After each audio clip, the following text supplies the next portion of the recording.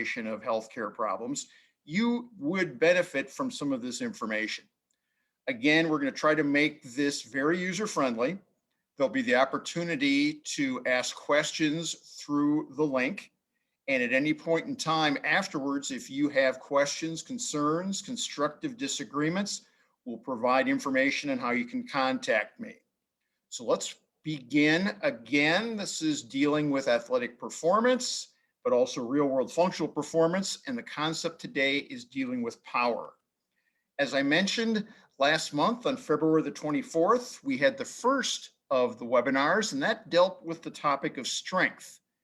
If you weren't able to attend or want to watch it again, you can certainly see it. It is recorded, as today's webinar will be, and you can access that video and future videos, including other topics, not just things presented by myself. The other Renew webinars are also available through www.renewpt.com/videos. So today we're talking about power. And then next month on April the 21st, we'll be talking about endurance and hopefully how all these things fit together. It's important to realize that while we're talking about these components, they don't operate in a vacuum or in isolation. Real world function, whether it's day-to-day, whether it's athletic, whether it's recreational, have components of these three factors working simultaneously. But the way to really talk about them from an overall understanding is to break out each component separately, and that's why we're doing it. So last month we talked about strength. Today we're going to talk about power. April, we're going to talk about endurance, and then hopefully put everything together in a very user-friendly fashion. The learning objectives today would include just simply answering the question, what is muscle power? When you use the word power, it means different things in different contexts. If you were an engineer, you'd be thinking about power from one perspective. If you were a physicist, from another perspective. From an exercise physiologist, a completely different perspective. So we need to talk about what muscle power really is, because out there in the real world or in the layman's world, when people talk about power, they may probably mean strength or endurance. So power is something very, very specific and separate from strength itself. And so another learning objective would be to be able to differentiate between what is meant by strength training and what is meant by power training. Both are important for overall health and welfare, but there are differences between the two. And depending upon what your individual goals are, your individual needs are, you may be needing to train for strength when you're actually exercising to enhance power and vice versa. And then finally today, at least in terms of basic learning objectives, we'd hopefully be able to get folks to understand the components of an exercise program to improve power. If you attended the webinar last month, some of these will be very similar to what we talked about in strength. If you missed that video, that's okay, because we'll give you the same sort of information and then kind of compare and contrast that to strength. So let's go forward, and hopefully this again will be user-friendly, understandable, and worth your while.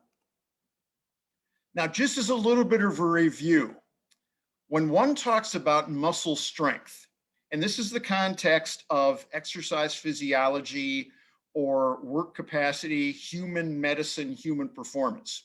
When we say strength, strength is defined as the ability of a muscle to produce force, or it could be thought of as the capacity of a muscle to perform work. It's basically producing force through contractile activity so that the human body can perform some task, whether it's lifting something off the floor or picking up a piece of paper from the printer or shooting a jump shot in the NCAA basketball tournament. That is what is meant by strength, the ability of a muscle to produce force in order to perform work. Now, if you want to look at the actual science of physics, hence the word yikes, because most folks don't necessarily, unless you're really into physics, those of us who have gone through physics as pre-professional preparation, you either loved it or you endured it. And basically, just a kind of a little bit of a review, muscle force is basically defined as mass, the mass of times the acceleration. So the force is mass times acceleration, whereas work is force times distance. So these are capacities in the practical real world perspective that would define or look at strength. So how is power different than strength? And the factor involved here is the aspect of time. So what is muscle power? Practically and functionally, muscle power is the ability of a muscle to produce force or perform work more quickly in relative terms. If you can do the same amount of work more quickly, you are more powerful. If you can produce the same amount of force more quickly, you are more powerful. So it's strength relative to time. Power is strength relative to time. Strength becomes power when you add a time element. And in general, you are more powerful when you can apply your strength more quickly or in a shorter period of time. So let's look at some of these things, just a little bit of math, a little bit of physics going on here, and a little bit of more physics, but not hopefully to the point of really turning you off or having you disengage from the webinar. If we want to put it in a formula, power is force times distance over time, or force times distance divided by time. But force times distance is the same as work. So you could look at power as force times distance over time, but that's the same as work over time. So if you can define the level of work and divide it by the amount of time that's spent to perform that work, you then have a measure of power. So power is strength over time. Power is basically the time it takes for someone to apply the force, the strength generated by their muscle. So a person who applies more strength in less time is more powerful. This is where it gets a little bit interesting, because you could look at two different individuals. Someone who has larger muscles is undoubtedly stronger, but that doesn't necessarily mean they're more powerful.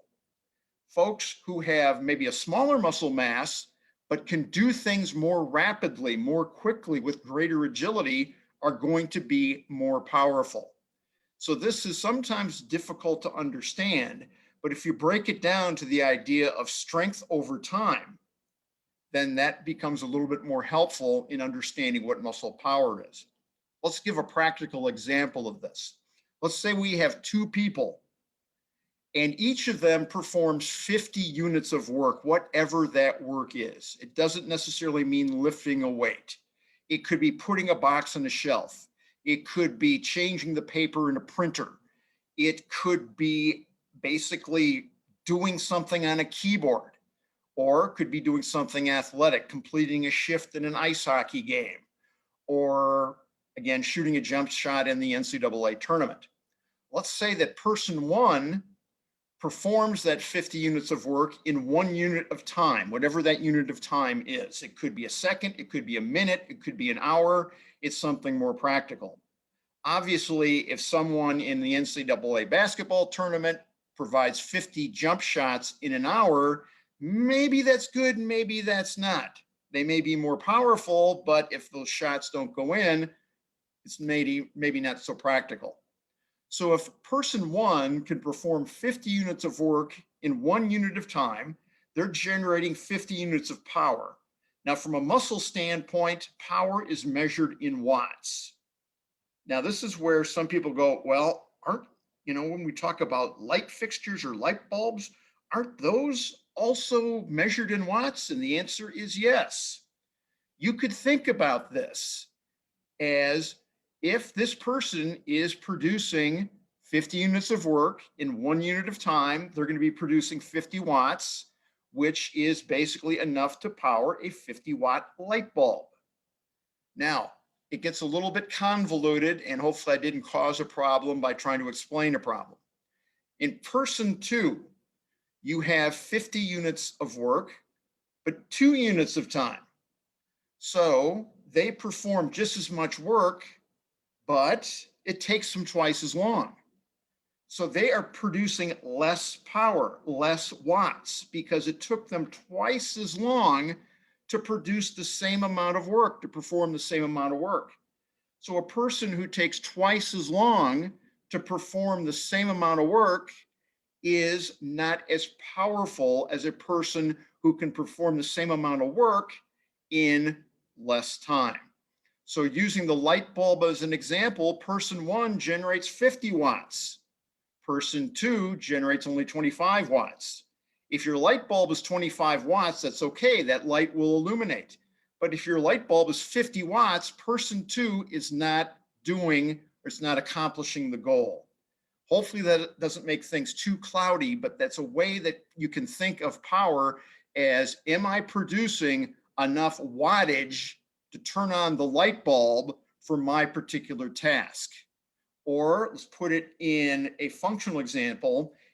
Are my muscles capable of producing enough wattage, so to speak, for me to complete my task on the assembly line at an automobile plant? Or are my muscles producing enough wattage for me to accomplish my athletic goal of running 100 meters in 10 seconds? That sort of thing.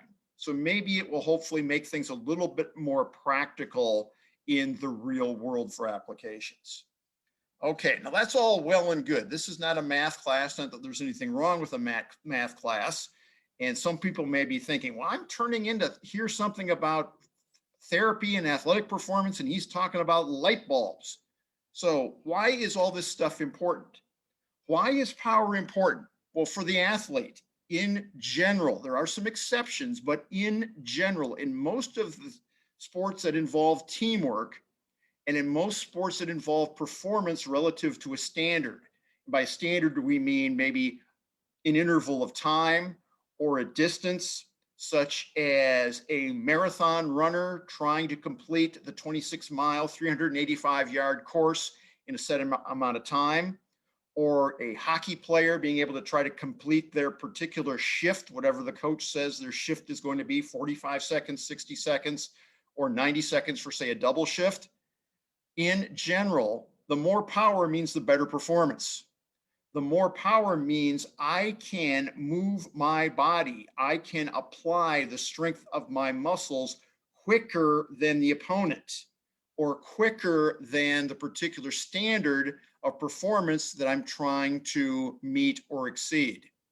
So in general, and this has been shown in a variety of studies since the 1950s in all kinds of different team sports and individual sports. In general, all other things being equal, the more powerful athlete has a better performance. And the teams with the more powerful athletes tend to have a better record in terms of wins and losses compared to athletes who are just, quote, strong, unquote. So it's not the strength, it's how quickly, how effectively you apply the strength. Now that's all well and good, and the slide shows a football player. Not all of us are football players. How does this, or how is power, or is power important for the non-athlete? Is power important in the everyday sort of situation? And the answer is absolutely yes, it is. So how is it important in the everyday? Power capability means that you're able to recruit the strength of your muscles more quickly. The more powerful you are, the quicker you are.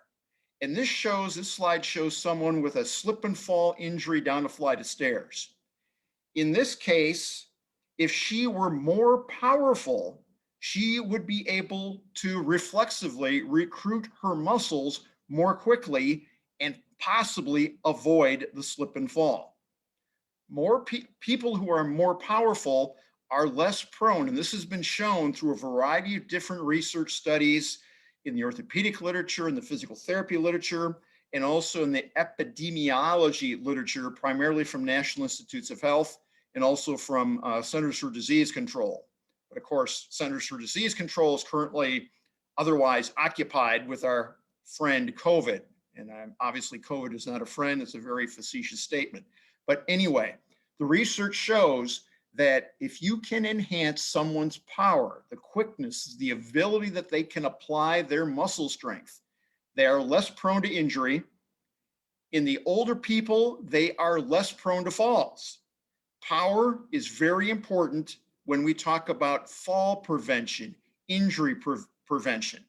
Workers on assembly lines, whether it's in an automobile plant, whether it's in a material handling job such as UPS or FedEx, the more powerful the person is, the less prone they are to injury. And so there is real world important applications, practical applications for power in non-athletic individuals. So how does this go on? How does power help? How does power, the ability of a person to generate muscle power, help the athlete and the non-athlete?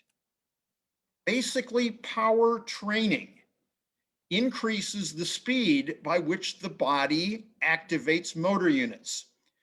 You may recall from last month, for those of you who attended last month, the key to force production is the area of the muscle called the motor unit.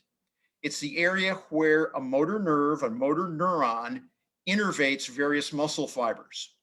And the speed at which this muscle fiber is activated is the key to producing not only force, but power. And with particular aspects of muscle power training, this speed increases further. The body simply becomes more efficient. It's not only stronger, it's more powerful because it can employ the strength more quickly. You also get increased synchrony between motor units. If you take a look at a muscle, just any sort of muscle, but especially a muscle in an untrained individual, or if you take a muscle in the laboratory and basically just hook it up to a device, you would see, if you activate the muscle, that different motor units are activating at different times. It's like an orchestra warming up before the conductor comes up and they start playing. If you've ever heard that, if you've ever attended a symphony or a school recital or something like that, you may hear before things get going, various people doing various things, and it may sound like noise. But when the conductor has them tune up and then starts to play, there is more synchronization between the different instruments. So you get music, you get something that's working very, very well. In muscles, with power training, you get greater synchronization between motor units, so the body simply works as a more efficient machine. The muscles are employed quicker to help the overall process. You actually end up doing more work in less time. More muscle strength is applied more quickly. You become a better performing individual. So how does all this happen? Well, this is where we're going to kind of drop down into some aspects of muscle physiology, exercise physiology.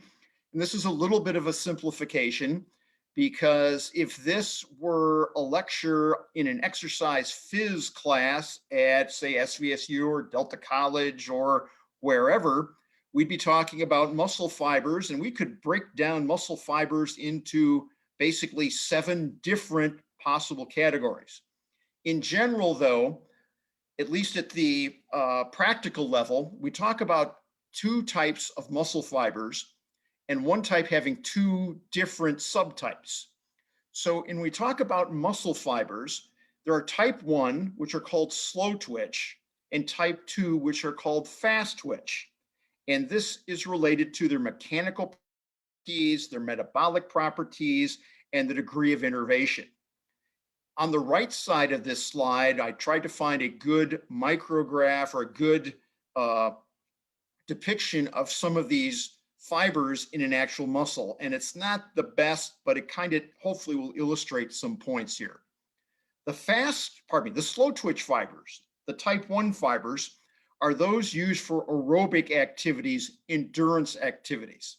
It doesn't show, but if this were a color slide, you would see that that is red.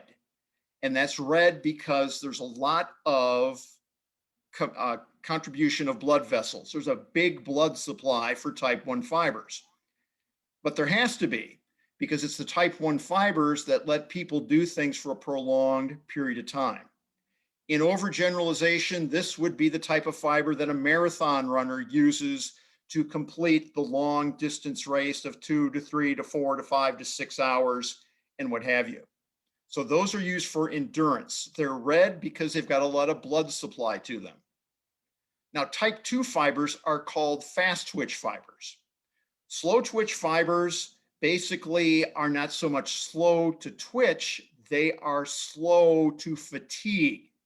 They can perform their performance of activation over a prolonged period of time. Fast twitch fibers produce a lot more force than slow twitch fibers, but they fatigue more quickly.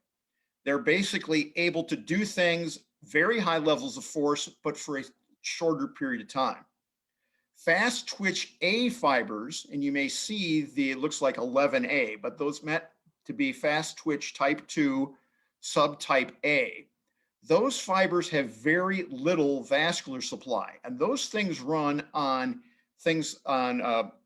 chemical substances known as ATP, adenine triphosphate, and creatinine phosphate. These are the circulating chemicals, compounds in the local tissue that power the muscle fiber contraction. And so once those are gone, they're gone, and the muscle needs to recover for them to come back and complete another contraction. Now, we also have subtype 2, fast twitch type 2B. These are anaerobic fibers, and you can see it looks like 2 or 11B. Those are kind of mix and match between a type 1 and a type 2A. Those have some degree, it's a little bit controversial in terms of how this happens. Those are trainable, meaning depending upon your genetic predisposition. No one is all type 1 or all type 2A or all type 2B. Most of us are a composite, but it's the type 2B that are the key, because those have a little bit of trainability. You can never turn a type 1 into a type 2A. You can never turn a type 2A into a type 2B or a type 1. But you can train your type 2B to be a little bit more like a type 2A. In other words, more force production. Or you could train your type 2B to be more like a type 1. Less force production, but more endurance. And we'll talk about this when we talk about the endurance at the next webinar. So the key is really the type 2B. Strength training alone may get some improvement in the type 2B fiber, but power training will get some improvement in the type 2B fiber to get it to function more like a type A, to get higher levels of force generation in a shorter period of time. So that's the real key to power training. You get the type 2B fiber to function more like a type 2A fiber, greater force is produced in a shorter period of time, the person becomes more powerful. Now, there are two general ways to do this, okay? And this is not necessarily for athletes. This is for everyday folks as well, non-athletes. The two general ways to do this are using weights or machines. And by weights, we don't necessarily mean dumbbells or barbells. Weights could be a box at home or a box of copy paper or something like that. Dynamic activity could be something, this shows an athlete jumping up on a box, but there are many different ways that are very practical to do some things in terms of dynamically even in someone who may be 60, 70, 80, 90, 100, and I'm not exaggerating, years old, in terms of imparting some degree of dynamic activity that will help with their muscle power function. Okay? Now, here are some generalizations and a comparison. And this is kind of a review of what we talked about in the strength video last month. If you saw that, this may be a little bit of a review. If you didn't have the opportunity to see it, this may be impetus to say, hey, I'm going to go back and take a look at it at my convenience. And again, it's online, it's on our Renew website, it's accessible, as are the other Renew physical therapy videos and the variety of topics for which we present webinars.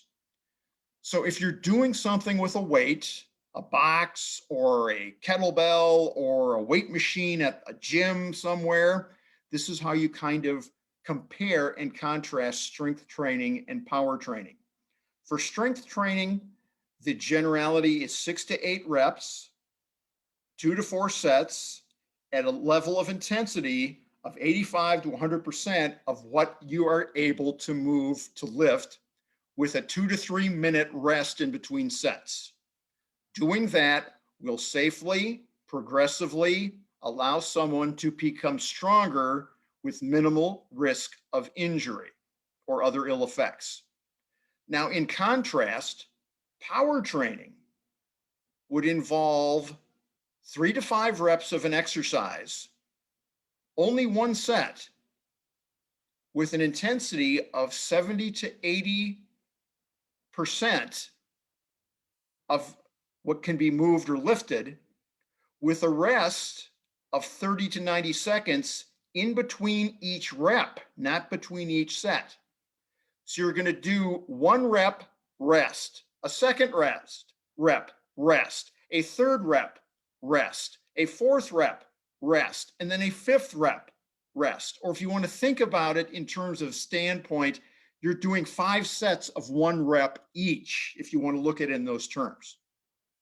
Now, with strength training, as we mentioned last time, if you're trying to lift something or push something or move something and you can't do it 6 times, the weight's too heavy. If you can do it more than 8 times, the weight's too light. Similar sort of thing with power training. Even though you're doing only 1 set, if you can't do whatever that thing is 3 times, that resistance you're trying to overcome, that box you're trying to move, that weight you're trying to lift is simply too heavy. It runs the risk of injury and damage.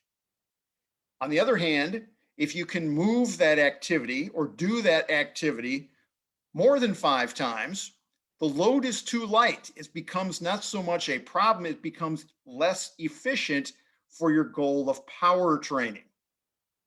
So this is how you this is how one modifies a training program to work strength versus working power. And so this is an important differential. It's not a right versus wrong. It's not a one versus the other situation. It's more of a standpoint of, well, am I going to train for strength today? Or am I going to train for power today? Am I trying to become stronger as an athlete? Am I trying to become more powerful as an athlete?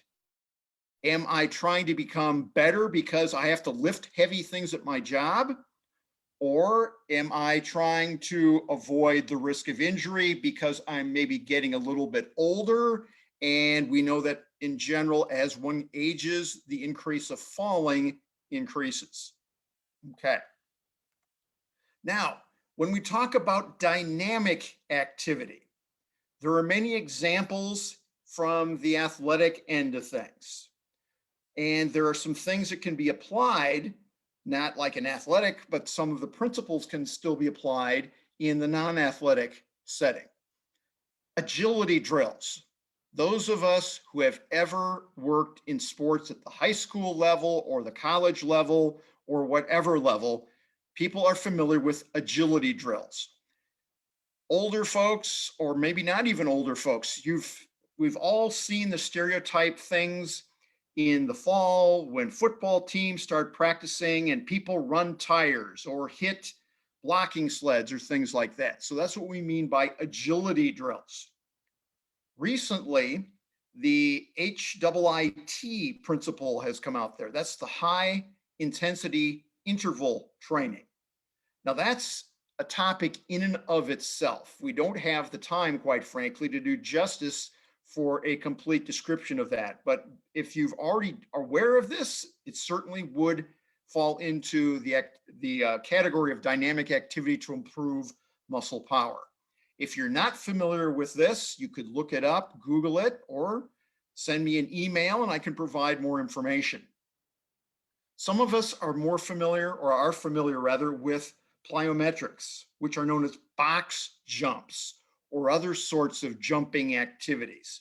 It adds a little bit more of a dynamic action as opposed to, or as compared to, weightlifting. Some of us are familiar with Tabata or Tabata, depending upon how you pronounce it, training, where you're doing something for an interval of time with a shortened rest interval. By and large, or in general, you're talking again reps of 30 to 90 seconds each. Sets would be specificity. This is different than the previous slide. So let me back this up just a moment so I don't get too confusing, because some of the similarities of some of the terms are in each context, but they're used differently. So using weights or machines, when you're power training, you want to try one set of 3 to 5 reps at an intensity of 70 to 80% of your max, with a rest period of 30 to 90 seconds in between repetitions. When we go to dynamic activity, this would be body itself as opposed to external loading. We're talking about reps of 30 to 90 seconds. This could be, as an example, running in place as an off-the-cuff example for 30 to 90 seconds. This could be good old-fashioned jumping jacks for 30 to 90 seconds. Now, when we talk about sets, this is where you need to look at what's known as specificity. The specificity means the application to the individual goals of the person who's training. We want to try to develop muscle power for the specific needs of the individual. If we have an athlete who is a football player, doing jumping jacks might apply, because certainly if they're a football player, depending upon their position, they need to jump and cut and whatever else. But if we say have someone who wants to basically prevent falling, jumping jacks may be not the best idea for specificity. There may be other sorts of ways, such as controlled step-ups on a flight of stairs or in a safe environment, still at a 70 to 85% level of intensity, but with a rest time of 2 times the rep time. You basically want to double the rest period between repetitions. So to get this a little bit more clearly, for each rep of a dynamic activity, each repetition, we're going to have the person try exercising 30 to 90 seconds. They then rest twice that amount of time. If they exercise for 30 seconds, they rest for 60 seconds. If they were able to go for 90 seconds, they rest for 180 seconds, or 1 to 3 minutes. They would then do as many cycles of this or sets of this based upon the needs or their needs in their real world. This is where things get difficult to give examples for individuals via a webinar. And this is realistically that if people are interested in this, it really takes more of a discussion one-on-one or through the internet or phone call or a formal visit to a clinic, to one of our physical therapists or to a strength and conditioning specialist, to get your own individual needs addressed. Because we could throw out general examples, but they might not be the best for you. And if they're not the best for you, your risk of possible injury increases. So again, not to harp on it, but to back it up, because it is a little bit confusing at times.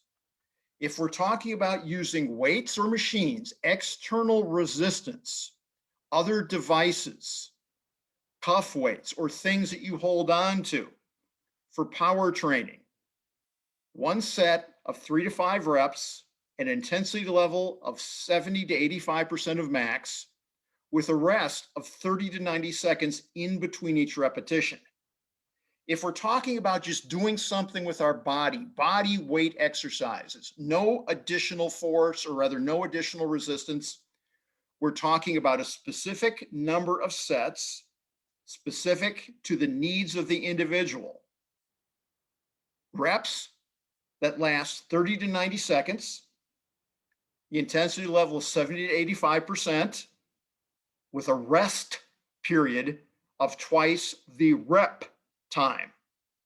So a 30 to 90 second rest period, a 30 to 90 second repetition period equates to a 1 to 3 minute rest period.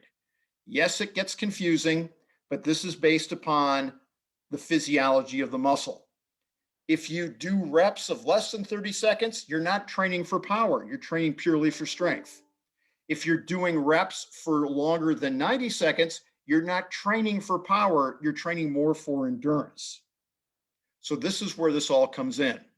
If you're resting less than 60 seconds, your tissues are not having a sufficient degree of recovery, and your risk of possible injury increases.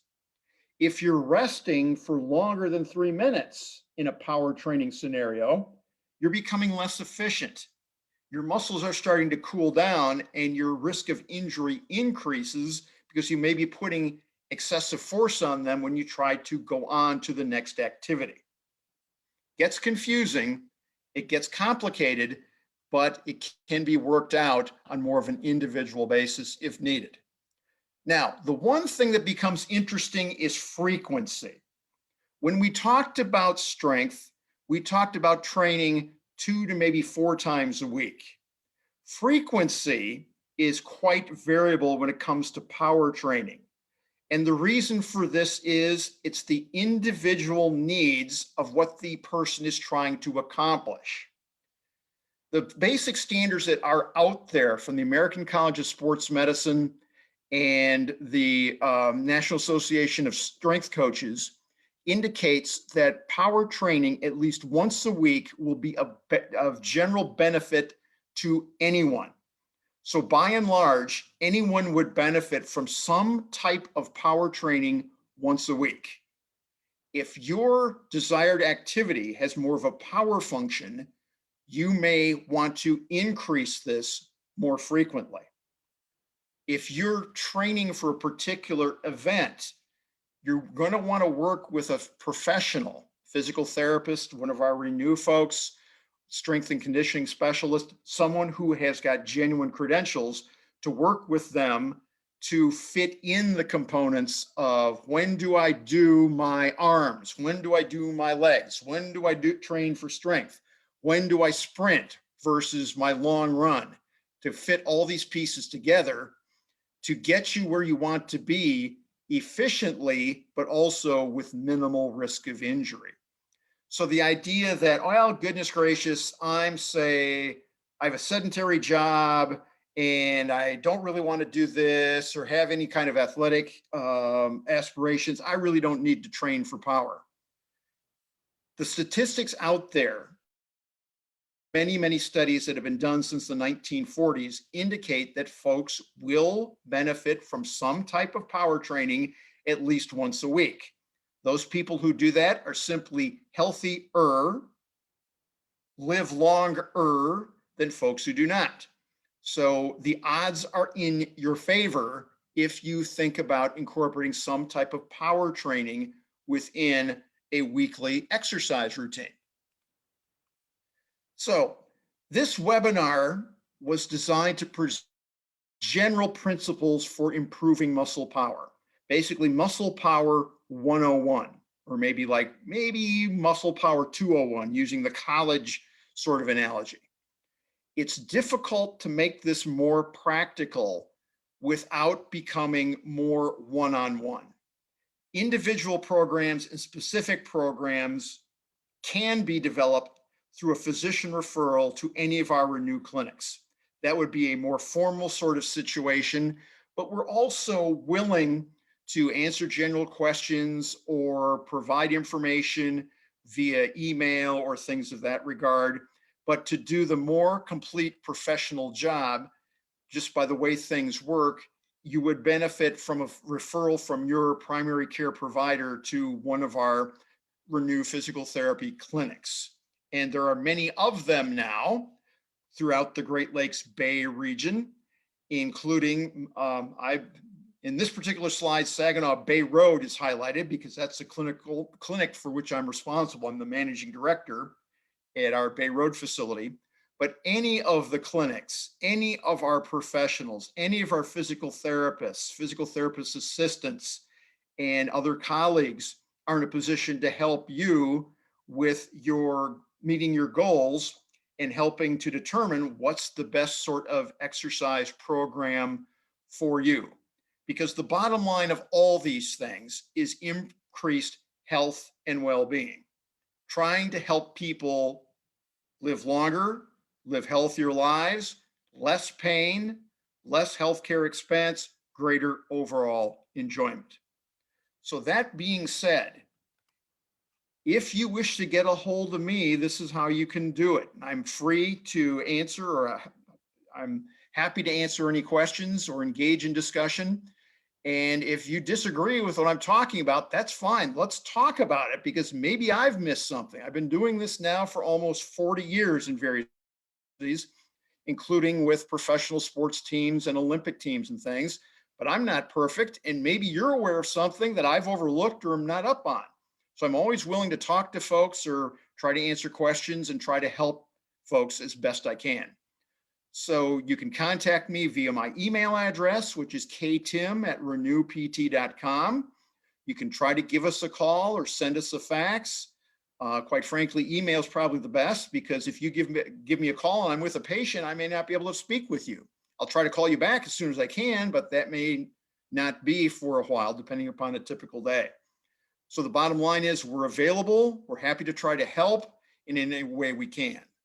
And with that, I'll be happy to try to open it up to any questions. And Kate, who is at Renew Corporate, can help us out here, and we'll try to see what we can do to answer any questions that you may have. Thank you, Kent. That's a lot of great information.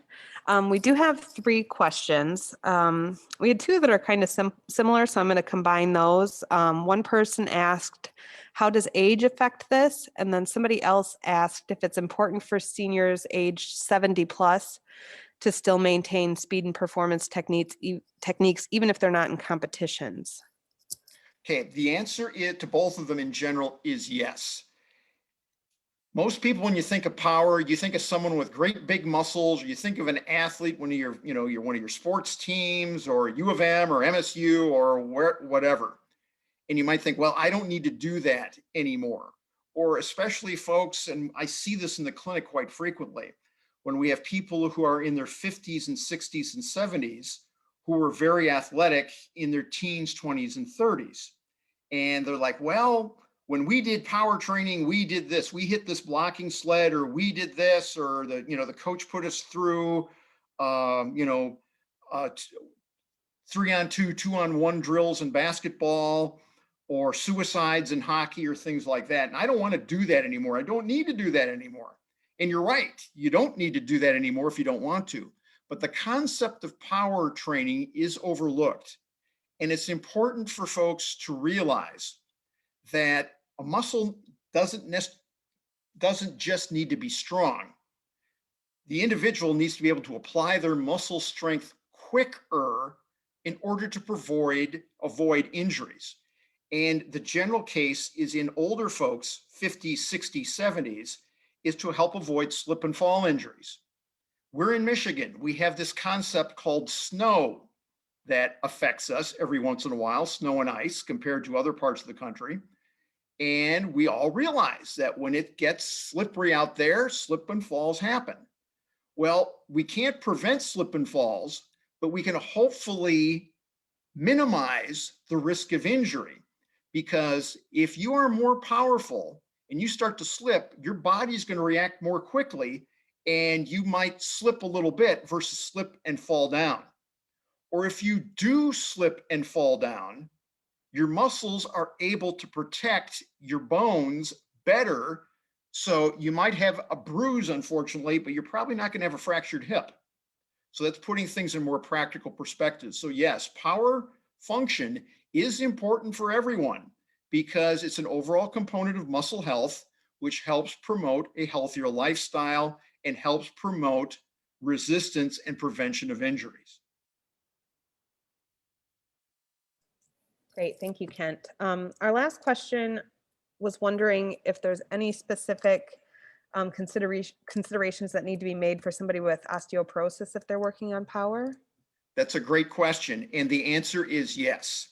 Now, by itself, osteoporosis does not exclude someone from strength training or power training, but we have to be a bit more careful, and this is where it really takes an individual consult from a practitioner, certainly in combination with the appropriate tests, measurements, lab tests, x-rays, bone scans, or whatever else ordered by your family practitioner, because it depends upon where is the osteoporosis. Osteoporosis can occur in local points, focal points in parts of the body, or it can be more generalized.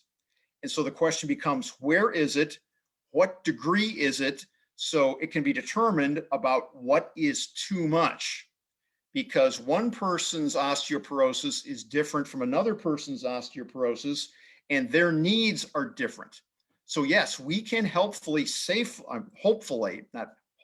we can help and safely help people train to incorporate power function, to train quickness function. It's just a matter of determining what their limitations are and what their specific needs are.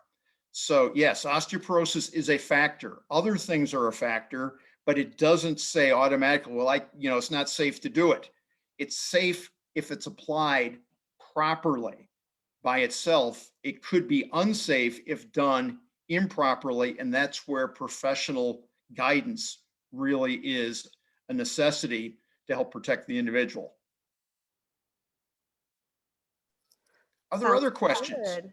No other questions. Nothing popped up. But as Kent mentioned, if you do have other questions, you can send them directly to him. Everybody who registered and joined us today will be receiving a follow-up email that has his contact information there as well. So you'll be able to follow up with Kent quickly if you need to. And one thing that may help is you can ask yourself the question, did I get something from this webinar, or did I get enough from this webinar? And if the answer is no, I'd like to hear, because we want to provide a quality service and we don't want to waste anyone's time. So if we didn't provide what you thought you were going to get, please let me know so we can make arrangements to do that. Or if you'd like to learn more, please let us know, because we can make arrangements to do that, because we're here to help. We're not just here because we're trying to entertain ourselves or entertain the public. We're here to help. We take it very seriously, and we want to make this worth your while, and basically overall want people to get some practical use out of this to help themselves stay healthy. Thanks so much, Kent. As always, we appreciate you always being willing to teach us and share all your knowledge. The pleasure genuinely is mine. I'd like to thank you for your interest and attendance, and we hope to hear from you soon, and basically kind of you see me at a future webinar. But regardless, thank you very much. Thanks so much, Kent. Bye, everybody.